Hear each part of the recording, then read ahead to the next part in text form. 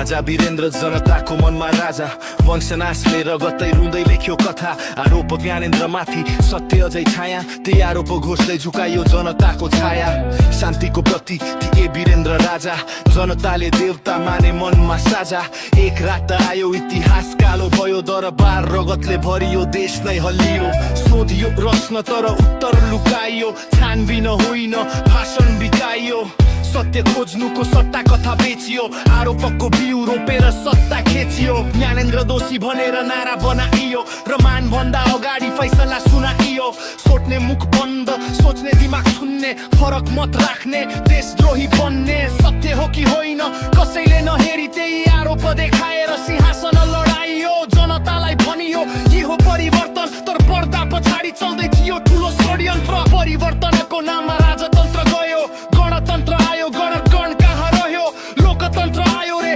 जनता मालिक रे तर मालिक सधैँ भोकै नेता चाहिँ धनी रे पुरानाले त देश बिगारेकै थिए नयाँ आए उही रोग बोकेकै थिए राजा हटे तर राजा शैली बाँकी मुकुट फुक्यो तर लुटतन्त्र झन् सशक्त बाँकी